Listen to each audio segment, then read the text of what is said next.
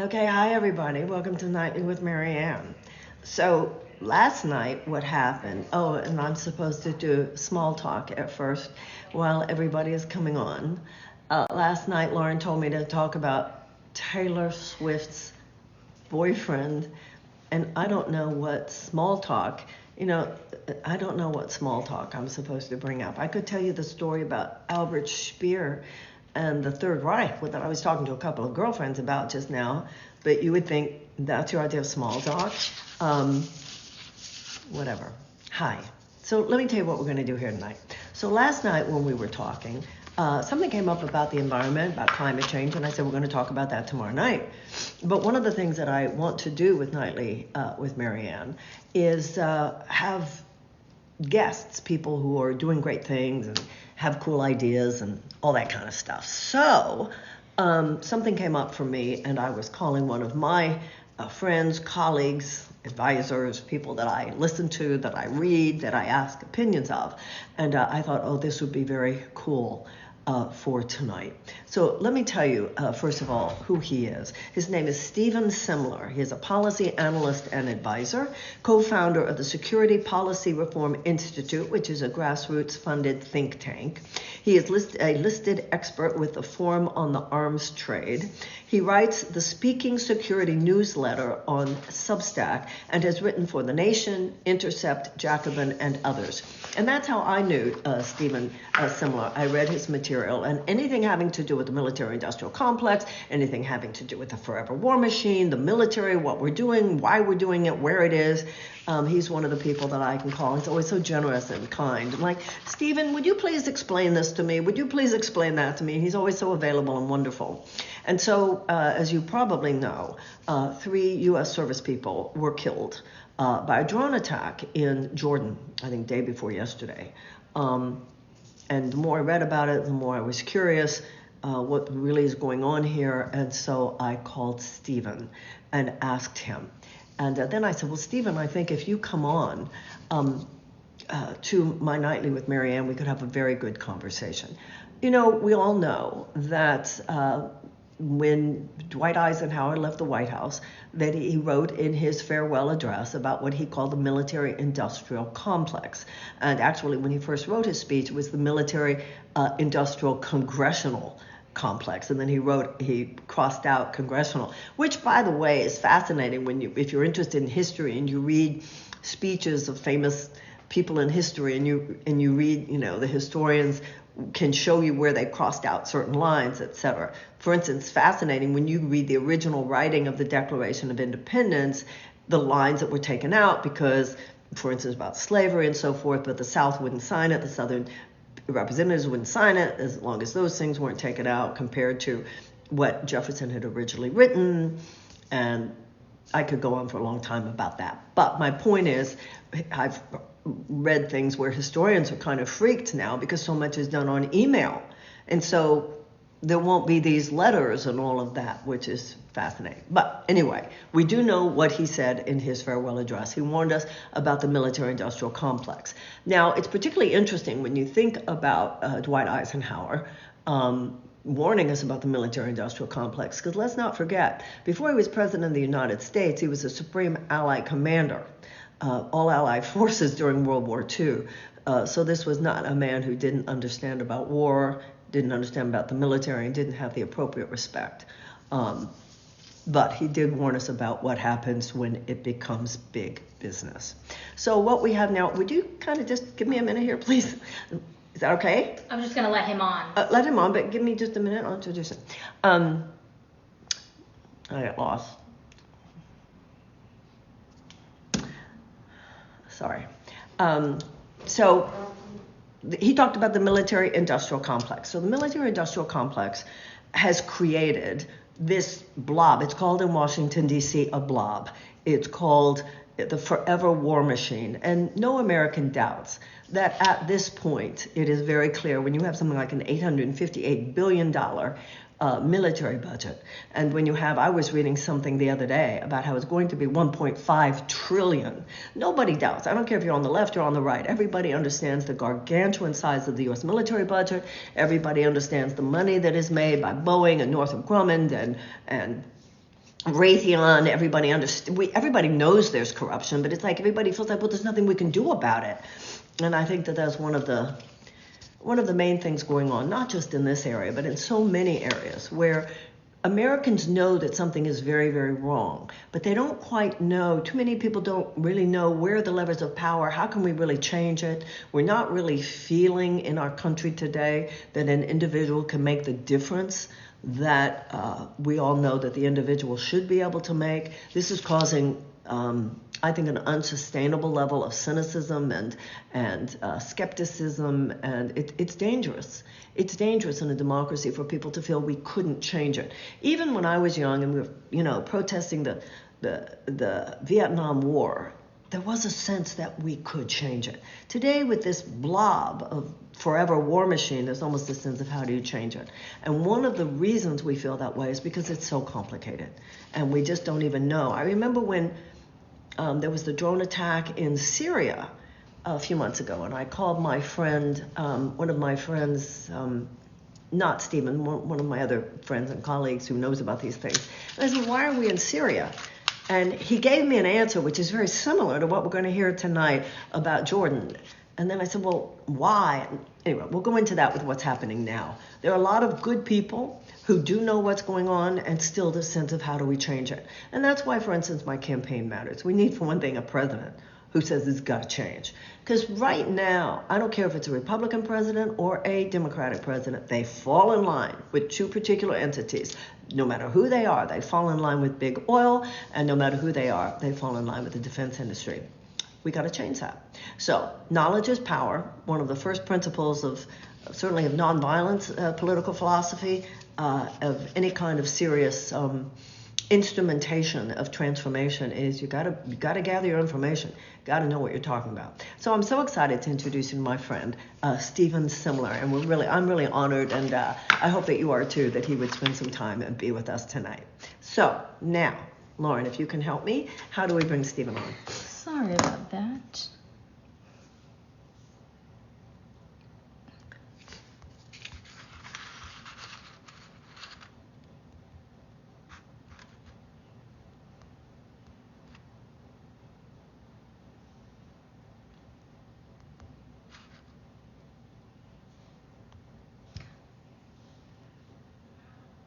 Hold on a second.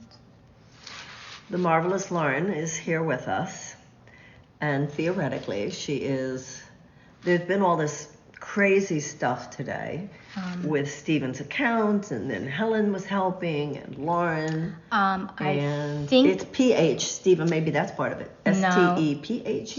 It is, but I'll explain. Let's see. Okay. I think because we had initially told him it was going to be earlier, he may... No, he wouldn't have left. He would have given us longer than 12 minutes. Hold on one moment. Okay, she's going to find out. All right, so there has been a lot of conversation. Can I take this down so I can see what people are saying? Not yet. Sorry.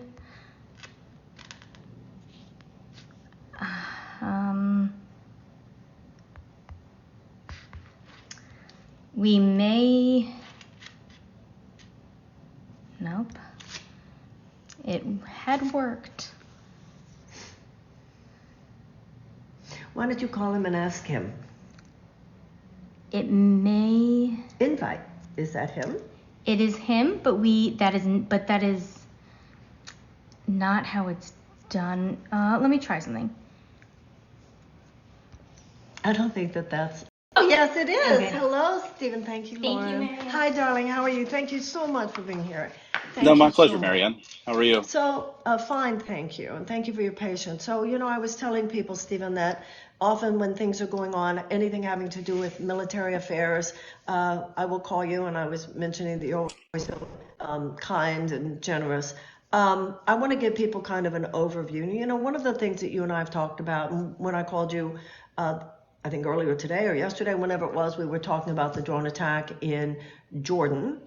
And what I heard from you and other things I read, which was similar to things that I was told after the drone attack in Syria, when I said, well, why are we even there? So you and I have talked before about the 800 military bases, roughly 800 in about 80 countries, and how many of them are the leftover kind of a legacy from the Cold War. You've told me that a president could not unilaterally close a military installation in the United States, but some of them could be closed internationally, unilaterally by the president. Some of them should be there for to protect, righteous protection of commerce, others of them not. So I'm going to just throw it over to you to give us a kind of overview. One of the things that you and I talked about this morning was President Biden is a more militaristic president than we expected him to be, than most of us expected him to be, right? I mean, we've got a lot going on. So would you just give us a little bit of an overview? What's going on? What is the U.S. military doing today? Where is it doing it? And how, in your estimation, can we ever pull back from this trajectory of endless war? Well, regionally, Biden was faced with a choice. So all these armed groups came out and said this was the Houthis, Hezbollah, Islamic Resistance, who took credit for the attack on the Jordan outpost. They basically said we're doing this so long as the U.S. continues to back Israel's war in Gaza, and our attacks will continue so as long as Israel's military offensive does, to put it lightly, in Gaza does. So Biden was basically faced with a choice. I mean, he's the president of the only country that can essentially call Israel and say, listen, you need to stop with this military offensive because you're not going to succeed militarily. The military offensive is fundamentally incompatible with hostage rescue, which is what most people care about.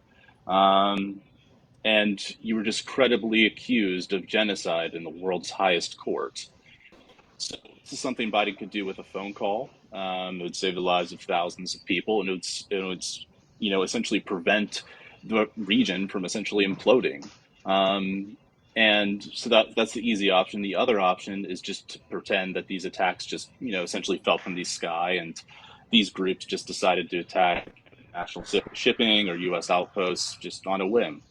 So Biden essentially just said, okay, let's just pretend that this what's happening in Gaza is completely unrelated from the motives of these armed actors. So the one weird trick, or the easy solution here, is for Biden to call for a ceasefire, and if the attacks continue from these armed groups, then they lose legitimacy, and they fade in the darkness, I guess, just like so many other groups do. So that's essentially the lowdown. Biden could either choose peace with a ceasefire, or he could choose war with a bunch of different groups, and he's choosing the latter. Okay, so let's go back a little bit, because the attack on Syria, of course, was prior to October 7th.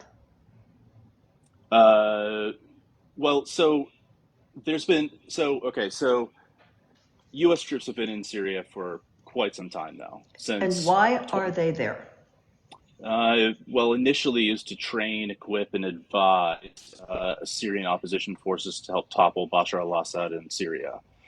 Now, over time, that plan didn't work out, and all it did was sort of, motivate Bashar al-Assad, who's a mass murderer, to crack down harder on Syrian populations. It prompted Russia's decisive intervention, and essentially carpet bombing campaign in Syria as a result. So the situation is deteriorated, but now U.S. troops are in Syria to take on ISIS, or maybe they're there to take on Iran, or maybe they're there to take on Russia. It doesn't, it's one of these things we've talked about before. It's like the purpose of empire is to sustain itself. So you see all these different reasons pop up, and it's sort of, okay, we intervene and then we figure out what we're doing there later. So that's essentially what's been going down. Well, that's similar to our troops being in Jordan in the first place, because that ISIS reasoning / excuse is the same as in Syria. Well, we're keeping ISIS at bay, although making U.S. troops a target for ISIS.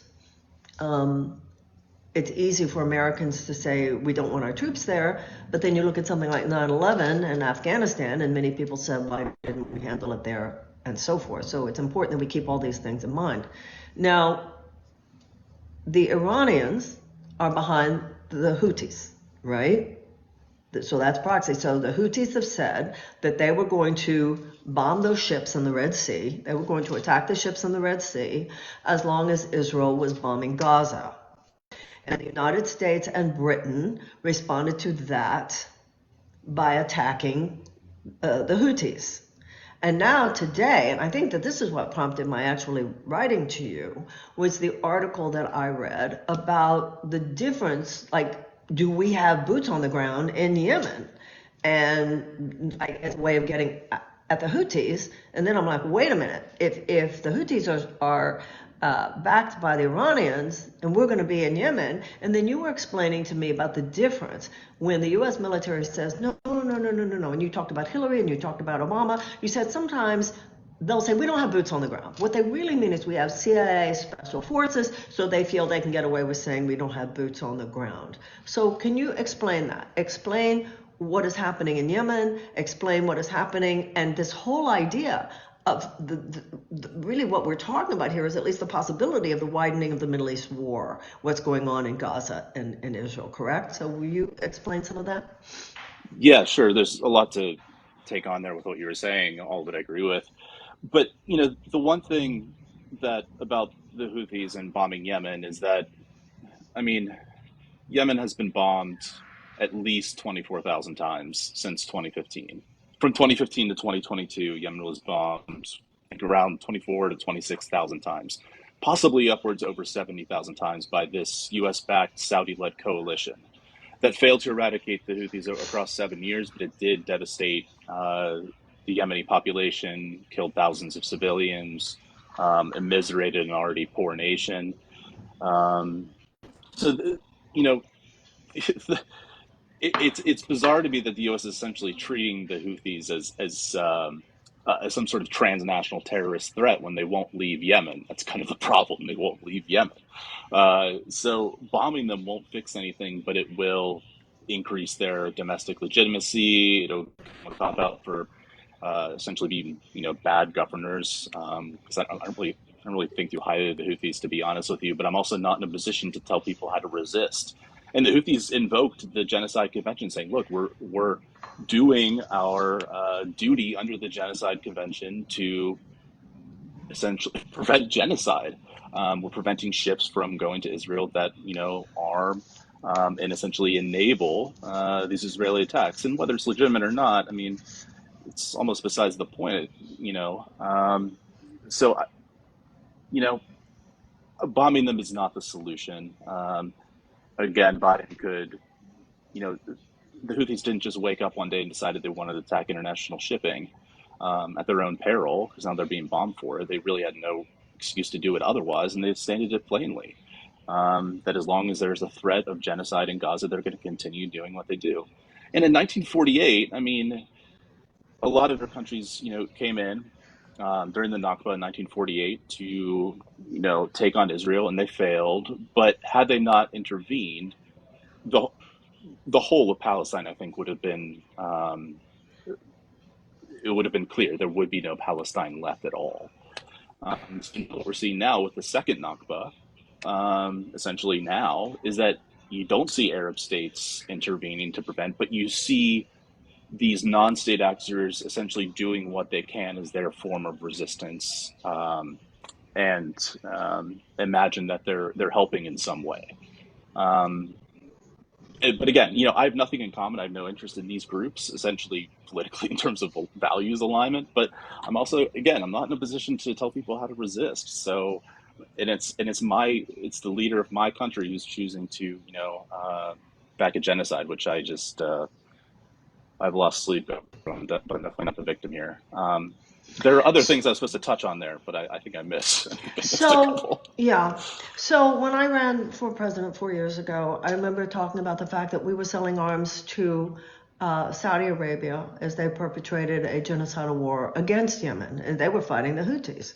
And it's interesting that they were not successful. And we should not have, at the time I was screaming and yelling about the fact that why are we supporting a country that is perpetrating a genocidal war? And I couldn't get much excitement from many of the people I was speaking to. And I think we are kind of selective sometimes, many people in the United States, about what we get outraged about versus what we don't get outraged about. And I think that's demonstrably true. Why is it that the power of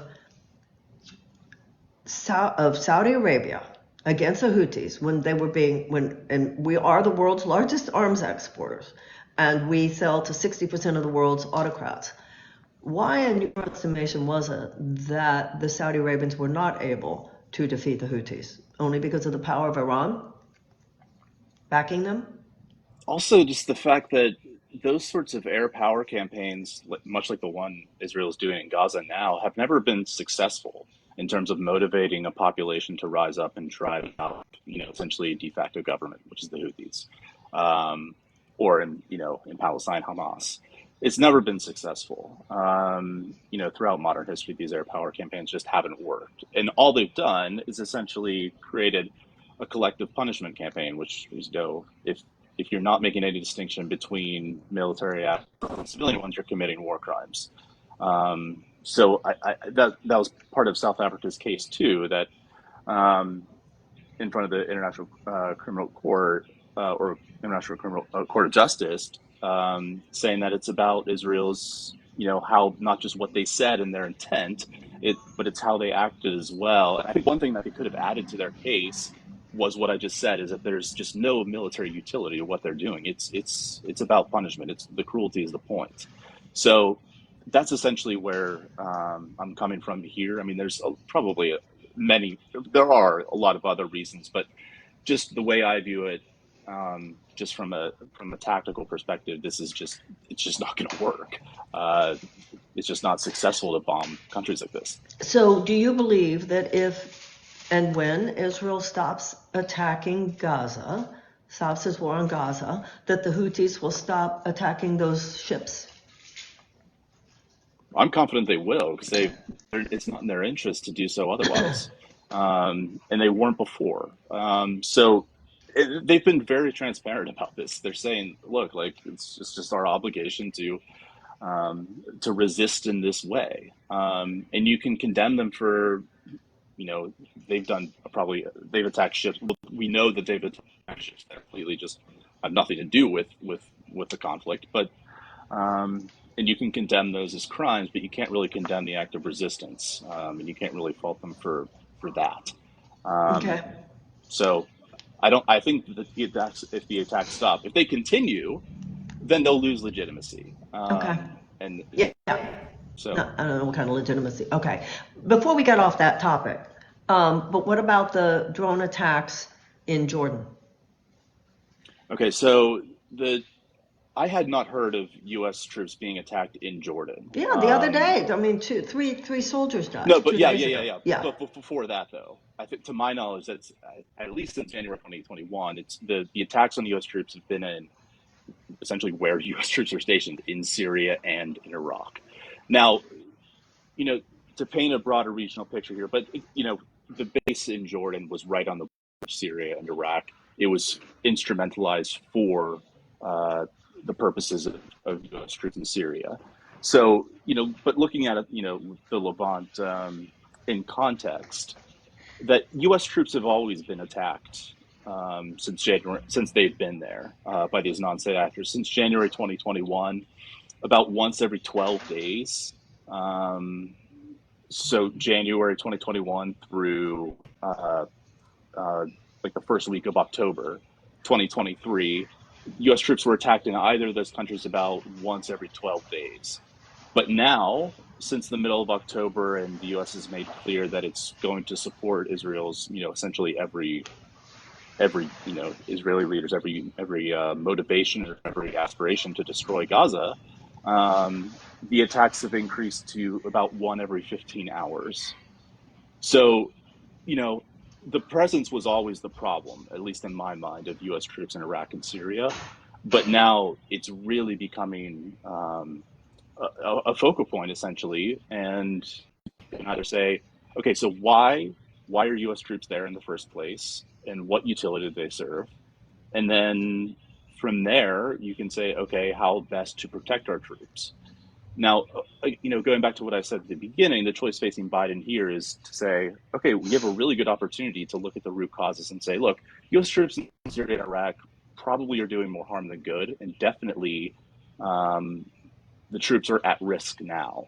So it's a good opportunity to essentially cut and run from those two theaters, and it would, save a lot of money and lives too.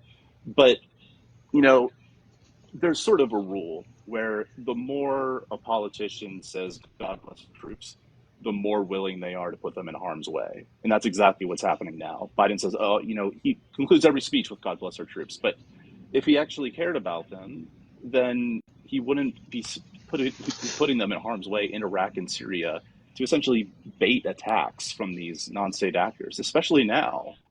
Again, one attack every 15 hours. Why does the United States have troops in Iraq? And hadn't they basically thrown us out? Why do we have troops in Iraq? Tell people. Well, the Iraq parliament voted U.S. troops out at least once, and they probably will again because we attacked with their territory. But, it started with the invasion of Iraq in 2003, the overthrow of that government.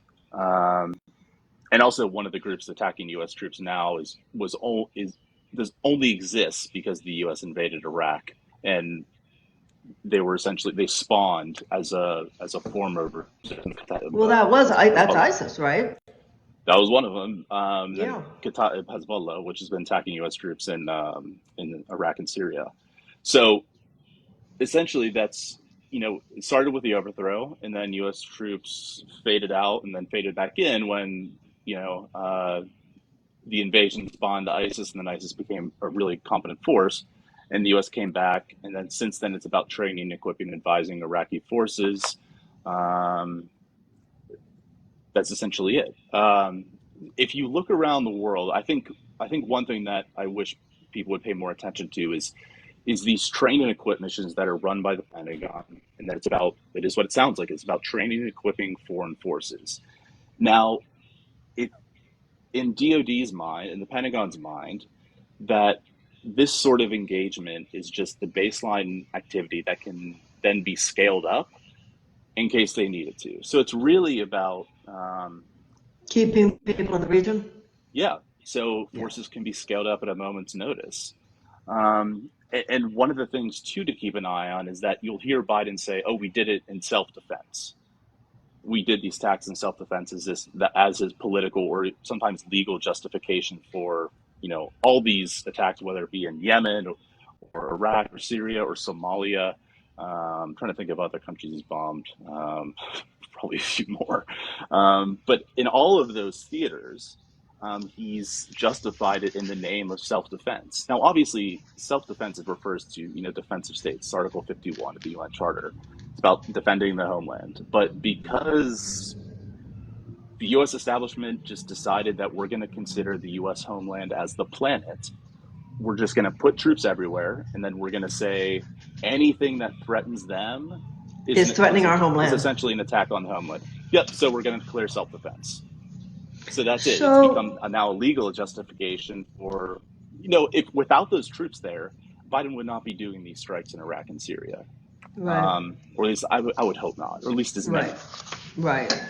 So everyone, if you just joined us, we're speaking to Stephen Semler, policy analyst and advisor. He writes Speaking Security newsletter on Substack. He has written for The Nation, Intercept, Jacobin, and others. And we're talking about the U.S. military. Where is it? What is it? And how do we stop the forever war machine? So give us a little, just to make clear, how many bases do we have around the world? Estimates vary, but the number you'll hear often, and one I think is credible, was 800. In how many countries? Oh, definitely. I actually don't know the number of countries that we have it in. I read something around 80, right? That's the number of active U.S. counterterrorism operations we have. We probably have bases in more. We definitely have more bases in countries. We have, hundreds of bases, and then in almost 100 countries, we have active counterterrorism operations going, which is mostly that trained and equipped thing I was just talking about. So Israel, we understand about all the people who had to move to the south, the destruction that has occurred in the north in Gaza, and the fact that Israel has said that they have destroyed the military infrastructure of Hamas in the north. Now, what do they plan to do, and what do you think is the reasoning behind Biden's going along with this? The way he is. Because we hear, first of all, Biden understands that this is costing him politically. He clearly is nudging Netanyahu to ramp down, but he is not saying stop. He's not saying we're stopping the military support. He's not saying we're stopping the money. What do you think is going on there? And what does Israel have planned right now? I mean, they say they're entering a new phase of the war. I mean, they're not able to take out all these tunnels. No, what is your estimation of what is happening there? And how can we stop it? I think, well, what they're doing now, they say it's about defeating Hamas and it's about rescuing the hostages. But I mean, they're essentially carpet bombing dense civilian areas, and that's fundamentally incompatible with hostage rescue. I mean, it's reported that Israel has killed, outside of the ceasefire, they've rescued one hostage, a soldier, and they've killed 60. And they returned many hostages. I mean, many hostages have outside of the ceasefire. So during the ceasefire, though, they got I think over 100 hostages back, which is why if you care about the hostages, you demand a ceasefire. It's really simple. But outside the ceasefire, Israel has only rescued one hostage, a soldier, and they've killed 60. They've killed 60 hostages. And if you listen, there's a meeting with the freed hostages and Netanyahu and other, Yoav Gallant, the defense minister, and the freed hostages were essentially yelling at them, saying, "Look, we were bombed constantly. One hostage was seriously wounded when an Israeli airstrike essentially collapsed the building on top of him."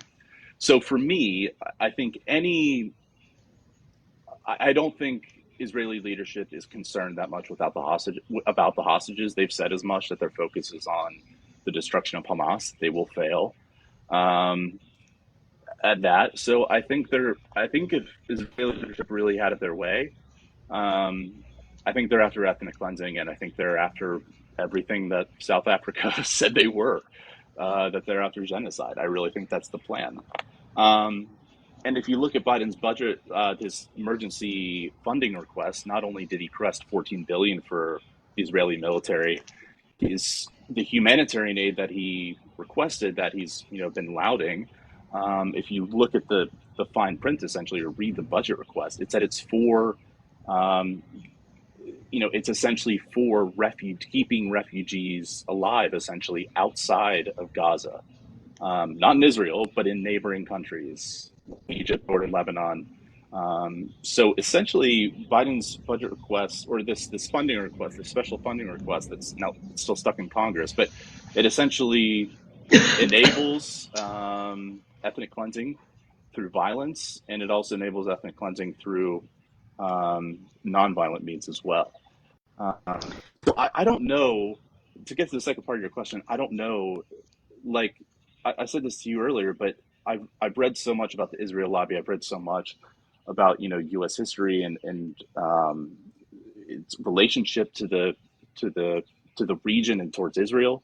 What Biden is doing now is he's showcasing a level of extremism that I didn't really think was possible. I mean, Reagan in 1982 called Israel, told them to stop bombing Beirut, essentially because he said it looked like a Holocaust. He said those words.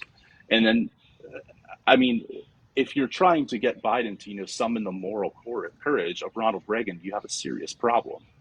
I honestly don't know.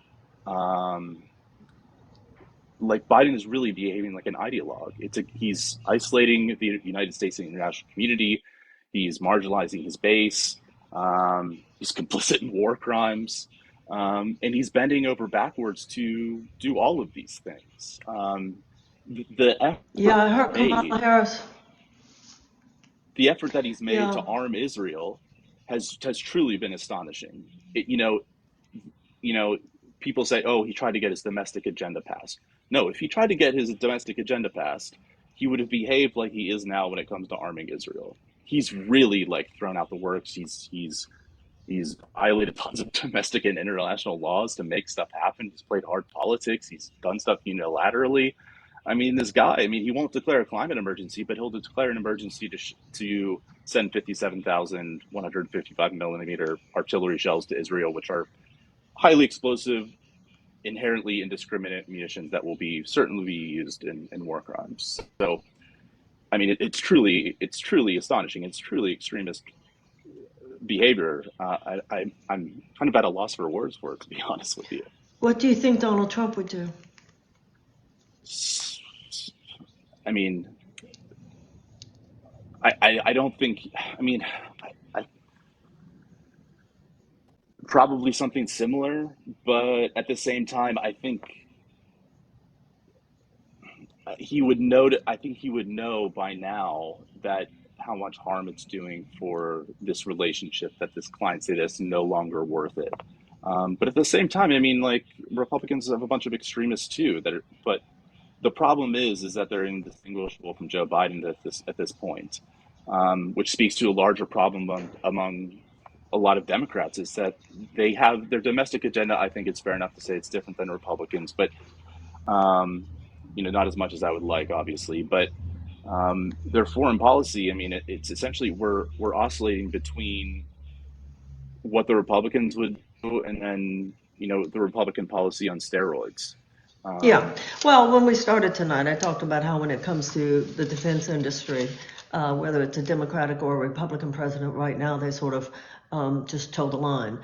Any of those guys. Now, I had mentioned, I think before you got on, that I read that the plan for the defense budget next year is 1.5 trillion.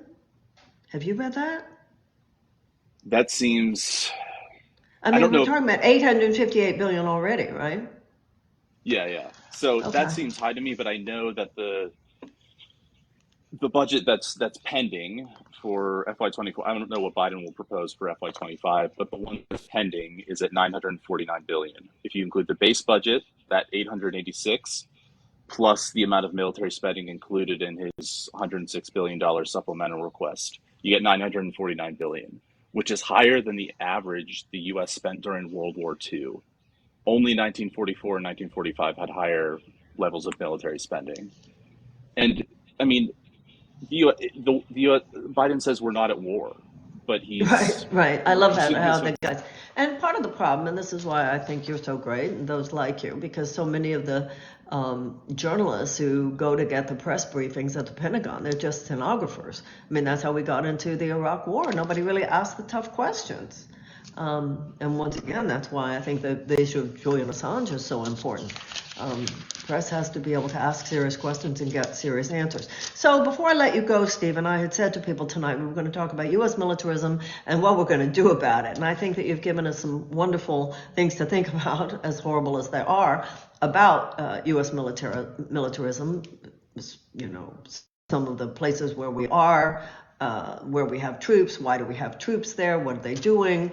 How much money we're spending? Can you give us any thoughts you might have about how we're gonna end all this, how we're gonna turn this around, how we're gonna stop being such a military empire? One of the things I talk about in my campaign is having a Department of Peace, addressing the root causes of conflict. But at the same time, none of us are naive, and we realize a tremendous economic benefit to these huge industries, these huge defense industries, to our being at war. And I'd love any thoughts you might have before you go about ways that you see us turning this around, and also any thoughts you might have about anything going on with our troops near the South China Sea and what's going on with China as you see it militarily. Well, starting with China, I think one of the main things that progressives have to focus on is stopping a Cold War with China from turning hot, and I agree. that's essentially what. I mean, Biden really spent 4 years observing Trump's disastrous, militarized, just hysterical anti-China policy that put combat over cooperation at every turn, and then decided to, essentially adopt the same one. Um, the most important thing that, from a policy perspective, the most important thing to put forward is just an alternative pathway. Demilitarize, find a way, just discuss ways. Like, I know this is, it's way more complicated than this, but just have, a target saying, look, what will it take to avoid war? And better yet, what will it take to engage with China seriously when it comes to climate? Because right now you have the two largest, Right, that's exactly right. most impressive Yeah. economies essentially going at each Uh-huh. other in terms of war when they're just wasting their talent. So I think that's one of the main things. And obviously China is a huge polluter. The U.S. is too. Um, but I just see a lot. I just see a lot of missed opportunity here. But I think with anything, taking a step back here, whether it's taking on the military budget or taking on militarism or this global footprint that's so disastrous, I think the peace movement needs to organize around working class interests and have an appeal to working class interests, because nominally people agree they want what we want, you and I, Marianne, they want a progressive foreign policy, but it's just not salient enough to get it. So one idea that I just wrote a policy paper for a group called Security in Context, which is this new think tank it's global, extremely cool. One of the things I proposed, and this won't work. This isn't a panacea or anything. But when it comes to taking on the Pentagon budget, which is extremely important, it's important to defund bad policies, as it's almost as important as funding good ones. Is that when I talk about organizing around working class interests and trying to make these foreign policy issues more salient, what I actually wrote legislation that would undo Biden's military budget increase. So Biden's increased the military budget 20% since he's been in office. That's what I've Trump, called for is 20% reduction. yep, yep. And if you take that amount, you get 146 billion, and the cost of the $600 stimulus checks that were distributed in late 2020, early 2021 was 141 billion. So what I'm saying is we just undo Biden's military budget increase, his buildup, and then use the savings to fund another round of tax rebates. And I think that's one of the things that would go, Republican, the base would, I think GOP or Democratic base would definitely go for it. I mean, those checks reached over, over 100, almost 150 million households. So it's one of these things where it's, you're giving people something to go off. It's like, military spending is about a redistribution of wealth, and it's from the public to mostly private sector weapons contractors. So if you give people some skin in the game, then they'll probably look at it more closely. So that's one option. So tell us where we can read about that more specifically. Is that on your Substack? Where do you have that plan written out? That's a policy paper I just wrote for Security in Context. It's the title of it is Returning Public Funds to the Public. Returning public funds to the public. Hey, everybody, how does that sound? Returning public funds to the public, as opposed to public funds to just slash taxes for the very, very, very richest to make sure that companies like defense contractors are getting very, very, very rich. Public money, your money, should go to you. What a strange concept, and it's called so radical today. So, returning public money to the public. Where can people read that, Stephen?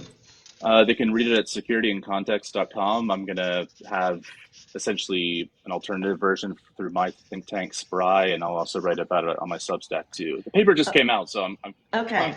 Well, if you give it to me, I would make sure you send it to me. I will certainly post it on mine and also your Substack. Remember, everybody, that's Stephen Semler, STEPHEN SEMM, one M, right? Yep.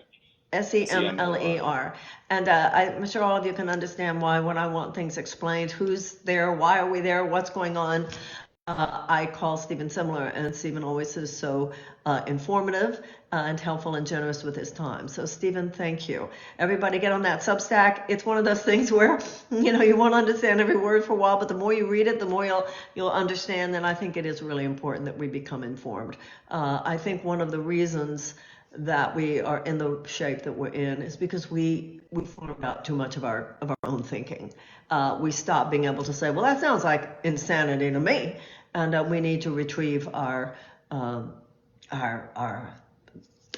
ability to be morally outraged, and it's gone on for so long now, and this constant militarism is so normalized that it can feel very like hopeless, like there's nothing we can do. The more information we have, the more power we have to say, yeah, we can. And I know, for me, that's like, yeah, I'm gonna do audacious things like running for president. But whatever you do, none of it will work unless enough of us are ready to say, no, that's just, that we cannot continue like this. One of you had already put in the line from Einstein. I know not with what weapons World War III will be fought, but I assure you World War IV would be fought with, what happened to Stephen? Did somebody take him off? I don't know. Stephen, what happened to you? I'm sorry, I don't know what happened. Stephen seems gone. Einstein said that, he said, I don't know what weapons we will use to fight World War III, but I assure you World War IV would be fought with sticks and stones. I'm sorry that Stephen is gone, because I did want to ask him about nuclear bombs. We have about 12,000 of them on the planet. About 7,000 of them are ours. And I think it's important that we realize that the smallest nuclear bombs that we have on the planet today make the bombs that struck Nagasaki and Hiroshima look like pinpricks. When I was a little girl, we visited Japan, and we went to the museum at Hiroshima, and I must have been around 12, 13 years old. That was almost 50 years ago. And some of the pictures that I saw, some of the photographs that I saw, remain in my consciousness today. We did a lot of traveling when I was a child. And my parents used to say, people used to say to my father, why do you take your kids at such a young age around the world the way you do? And he said, and people would say they'll never even remember all this, and he said it will get under their skin. And that's the kind of thing, if you're a child, a young person, and you see pictures such as I saw at Hiroshima and Nagasaki, it definitely gets under your skin, and you just can't be the same person. Too many people are dissociated in America today, particularly, I think, from the emotional realities of war. And I'm not saying we should bring the draft back, don't get me wrong, but when I was growing up, there still was a draft, and that's why we were all so involved in what was going on in Vietnam, because it could be your boyfriend, it could be your husband, it could be your brother, it could be your son. And today, the system is very smart. Make it over there. People who most voters don't know. So that we just are dissociated. And I think one of the things that's gone on with what's happening in Israel and Palestine is that it has awakened something in people that should have been awakened around a lot of situations. And that brings up a lot of issues as well, actually. But we are where we are. Somebody said there was something like, she was pro-Israel and now she's pro-Palestine? Absolutely, I am pro-Israel and pro-Palestine. I am Jewish, and I have been to Israel, and I love Israel. And even before all this was happening, I was criticizing policies in Israel with which I did not agree. I love my country, and you better believe I didn't like Donald Trump. Well, I love Israel, and I have not liked and do not appreciate Benjamin Netanyahu. My allegiance, and I believe the allegiance of the United States, should be to humanity. All men are created equal. That's the first line of the Declaration of Independence, and that doesn't just mean all Americans, all people. I don't know if it was Rashida Tlaib or Cori Bush, one of the women congresswomen recently said that to her, whether it's the death of an Israeli child or a Palestinian child, it is the same horror to her, and it is the same horror to me. And what I believe is that we need an immediate ceasefire, and where President Netanyahu would be told, no more. No more. This cannot continue. This is not the way. There never was a military solution, and there is not a military solution now. And I believe that ceasefire is the only way to get those hostages back, and also we must begin immediately an architecture for a two-state solution. That is the only solution that is possible. It doesn't mean it would be easy. at all, and it won't be easy. But I believe the United States should be passionately and vigorously participatory in doing what we can to help make that happen. I think we should have equally robust commitment to the peace and security and safety and sovereignty of both the Israelis and the Palestinians. Okay, if you are pro-Israel, we will not vote for you. Well, I'm pro-America, and I was pro-America during the Vietnam War. I was pro-America even during the Iraq War, which I was horrified by. 20 years too long in Afghanistan. But, we're adults here. And you can love a country and very much disagree with certain policies. Remember, not every Israeli is Netanyahu any more than every Palestinian is Hamas.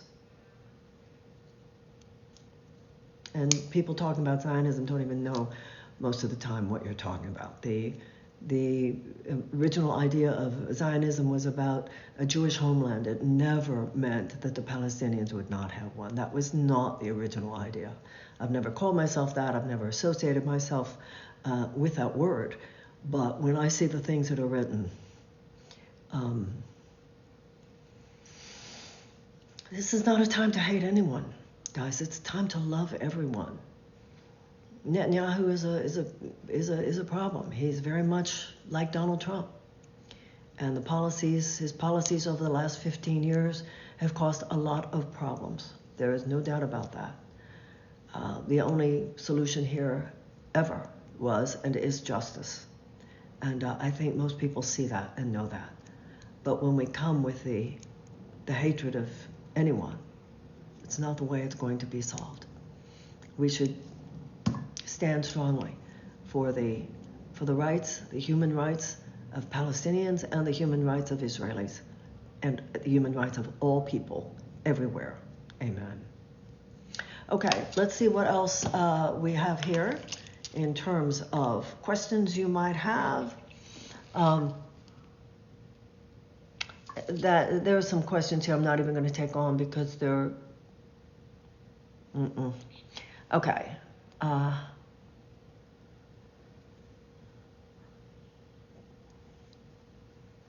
Of course, I do not support the occupation. Okay, situation at the border. Let's talk about the situation at the border. I was born and raised in Houston, and people have been walking across the Texas-Mexico border for hundreds of years.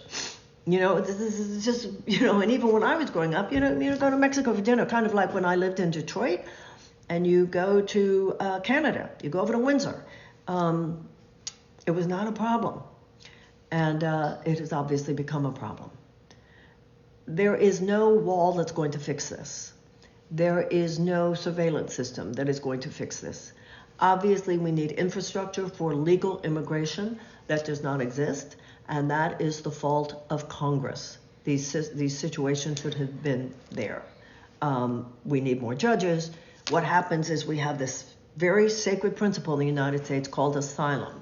And there are categories of asylum. When you are running from certain horrors, and this is the phrase that is used is credible fear. If credible fear is established that you are afraid, let's say of the violence of your government or the violence of drug cartels, then this is the establishment of credible fear. Now, I want you to know I was down at the border, exactly at Eagle Pass, where all of this stuff is happening. I was down there about 2.5 months ago, I think. And one of the things that really struck me was that the people who live there know what to do because they know the people. And one of the officials at Eagle Pass said to me, he said, we feel oppressed by the state government and we feel abandoned by the federal government. I remember when Biden first became president and he said that Kamala Harris was going to be in charge of what happened at the border.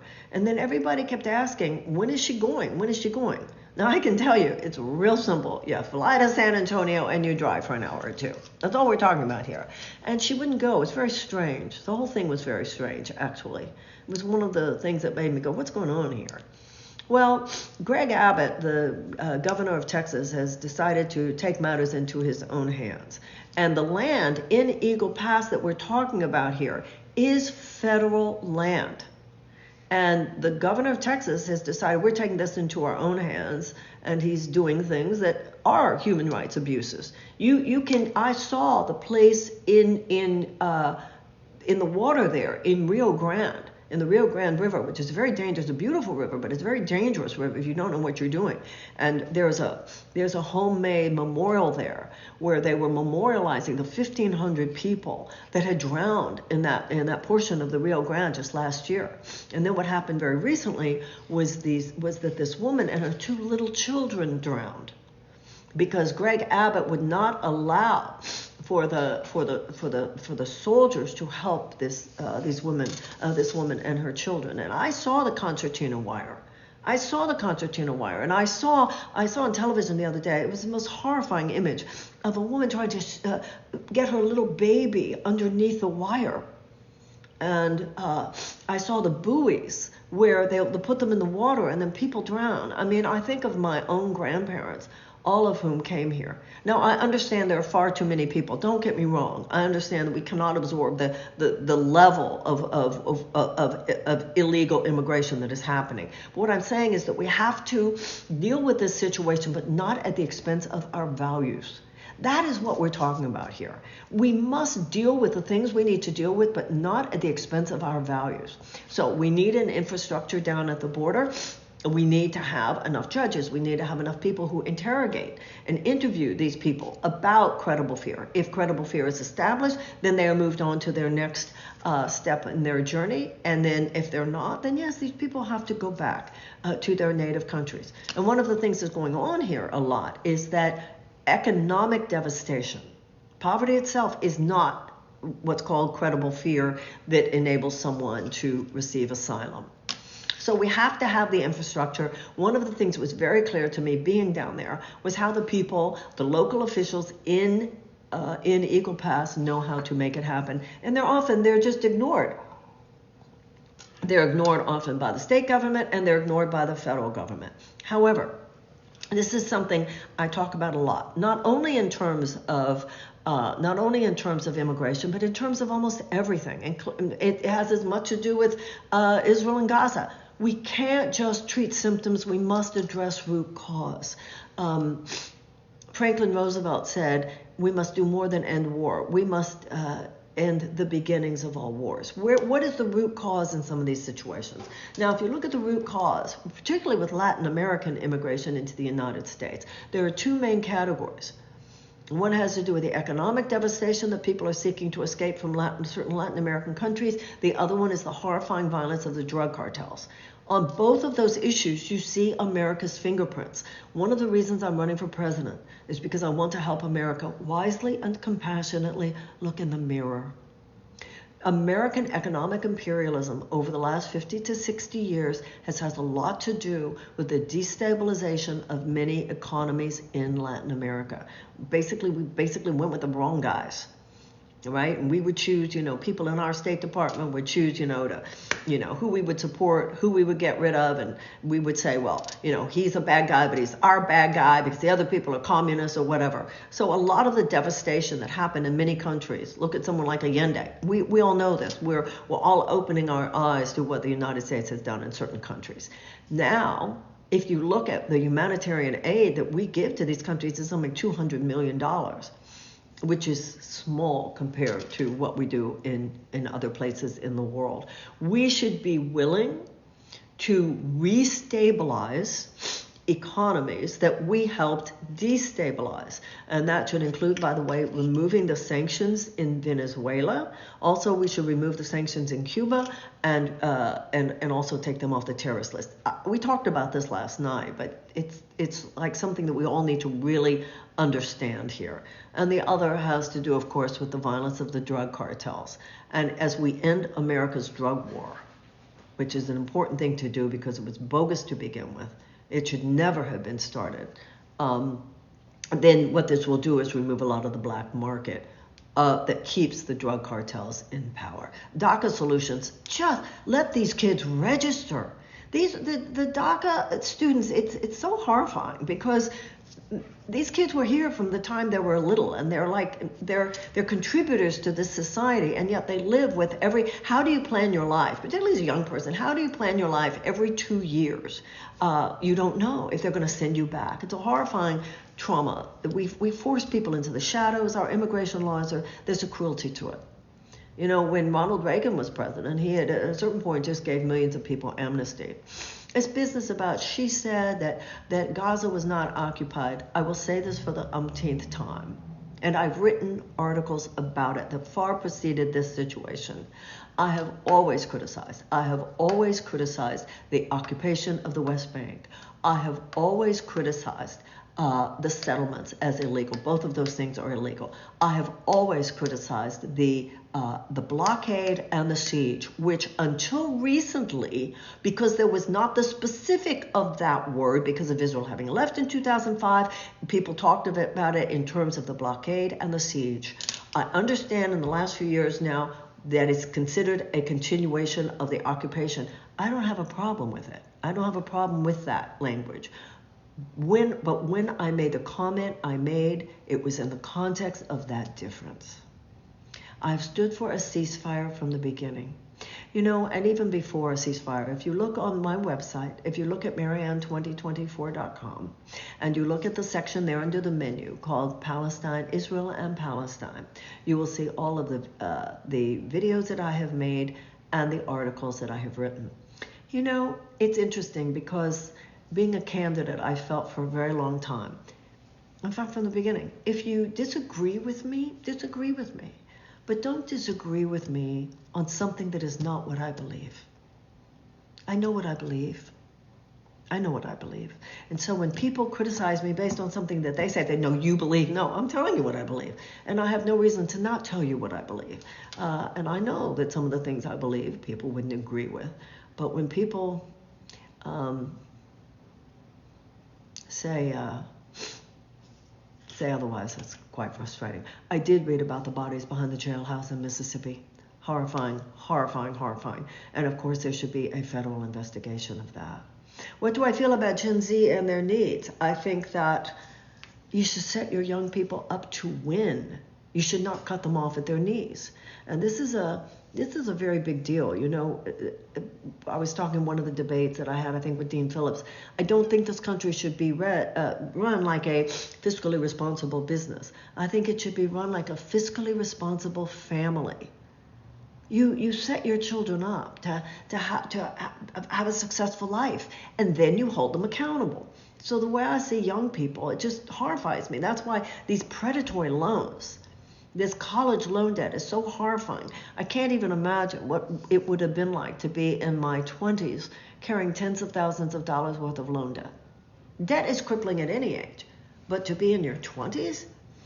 And then you ask yourself, well, people say, well, they shouldn't have taken out these loans. What are these kids doing? They're trying to self-actualize. I thought that was the American dream. Remember, inalienable rights, life, liberty, and the pursuit of happiness.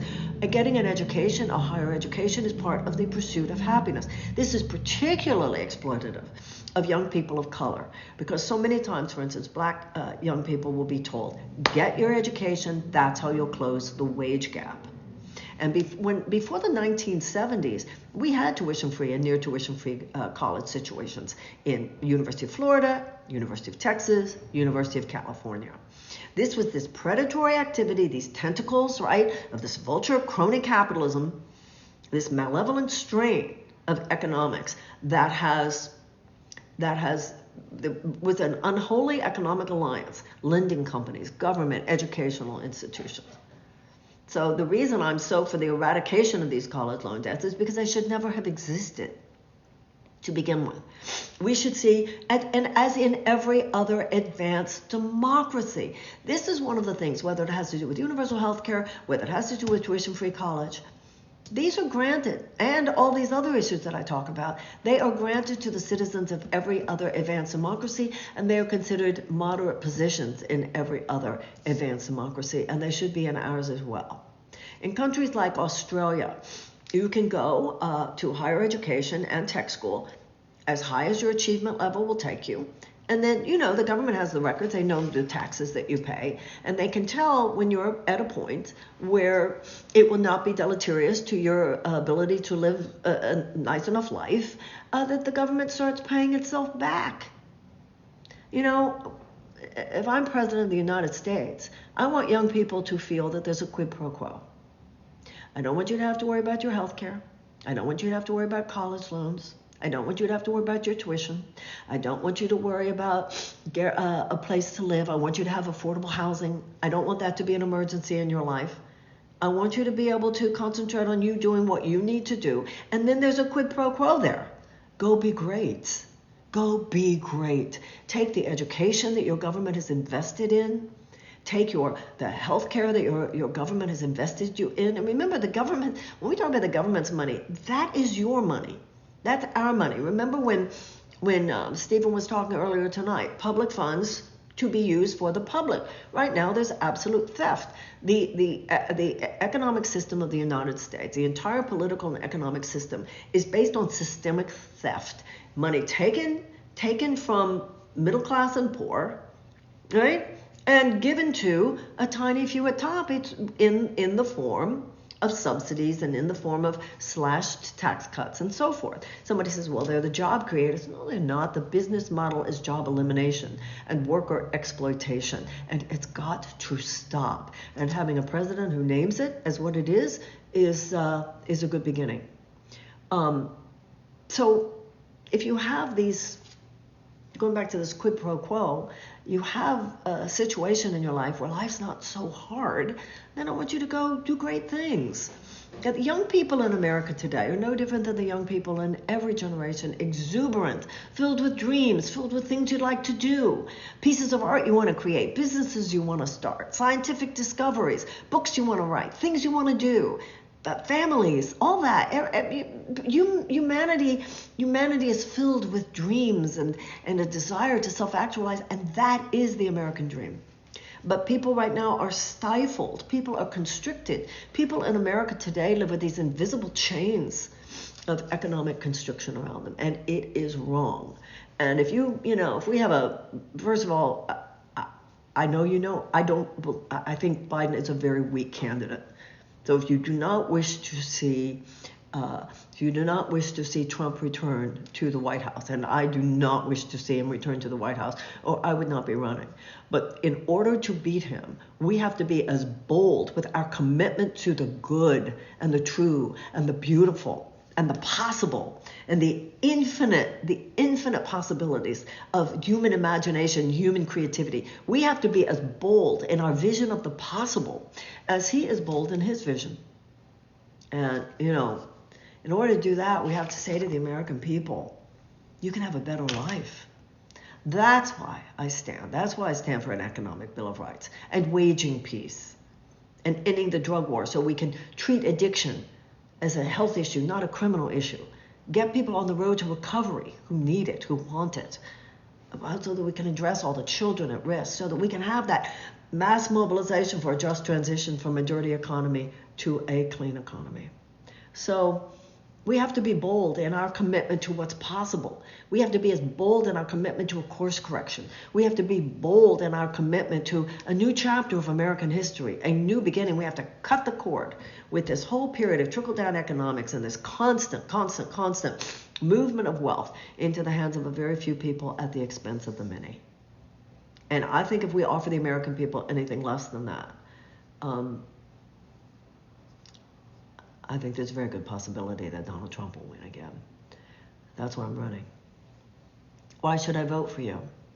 I have a problem with should. I'm not telling you what you should do, other than you should, for your sake, and I think the sake of your country, in order for you to be responsible as a citizen, read what Joe Biden is offering for the next 4 years. Read what Dean Phillips is offering for the next 4 years. Read what I'm offering for the next 4 years. And read what Nikki Haley is offering for the next 4 years. And read what Donald Trump, I don't think he has anything on his website about what he's offering. For that matter, the president doesn't. But he's saying, let's finish the job. Think these things through. Think these things through. And then vote your heart. Vote your conscience. That's what you should do. Are you running for 2024? Obviously I am. Where do you stand on LGBTQ issues? I have been an activist for a very long time of the LGBTQ community, starting with the AIDS crisis. Was very much took a stand for marriage equality at a time when I have to say it was not very popular, which sounds so barbaric now. And one of the first things I would do as president is to confer special protection status on transgender Americans, because I think that they're a targeted community right now. You know, I've said it before, and yes, I support reparations. I've said it before. The Declaration of Independence is our mission statement. It is our visionary statement. It is our North Star. All men are created equal. I don't care who you are. Like I said earlier, it doesn't matter whether you're Palestinian or Israeli. And then here in the United States, that doesn't just mean Americans. And here in the United States, your color, your sex, your sexuality, your gender, your religion, your lack of religion, none of that should matter. None of that should matter. We are all equal before the law. And as president, that would certainly be my strict and vigorous commitment. Okay, I will mention the thing about my plan for reparations, and then I don't know what time it is, but because usually on the top of the phone it says, and I don't know what time it is, so I don't want to keep you too long. I will just talk to you about my plan of reparations. The way I see a plan for reparations is the idea that there would be, well, the number I've started with is $1 trillion, and I remind you that we have almost $1 trillion every year that we spend on the military budget. And at least the number I think we should start with is $1 trillion. It is to be spent over 20 years. And we should have a reparations council of black leaders. And these black leaders should be chosen from business, culture, arts, religion, politics, every area that you can imagine. And it needs to be intergenerational, because 20 years, you've got a 20 years so that the generations can decide what to do with this money that will be dispersed. I think that if I owe you money, I don't get to tell you how to spend it. And I think there should be two main categories. The categories are economic renewal and educational renewal. And then these black leaders decide what to do with that money. If they decide to do something, if they decide to make it about historically black colleges, if they decide to do it with real estate investment, whatever. Once again, it should not be white America's decision. And that's my plan for reparations. And I suggest that you go to Marianne2024.com and you will look at the issues page, and you will see all the various issues involved, and you will see the part there about reparations. I think I saw something there about the Black Hills of South Dakota. I think I saw something about Black Hills. The Black Hills of South Dakota were promised to the Sioux in 1864, and they should be given back now. Okay, I think we did it for tonight. I don't know, tomorrow night we will be here together again tomorrow night at 10 o'clock live, Nightly with Marianne, on TikTok. And I don't know, maybe we'll do something about, of course I support a ceasefire. I have said this,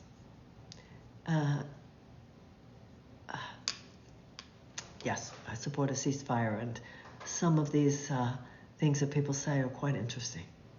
I thank you. Thank you for being with me tonight. Thank you for your support. Go to Marianne2024.com. Donations greatly appreciated. If you are in Nevada particularly, please remember early voting has begun in South Carolina, although South Carolina there's a machine there. There's a machine in all of these situations. But particularly if you're in Nevada, remember, early voting has begun as well. And all my love, all my thank you, and I will be back here tomorrow night, 7 p.m. West Coast time, and 10 p.m. East Coast. Thank you so much. Bye-bye.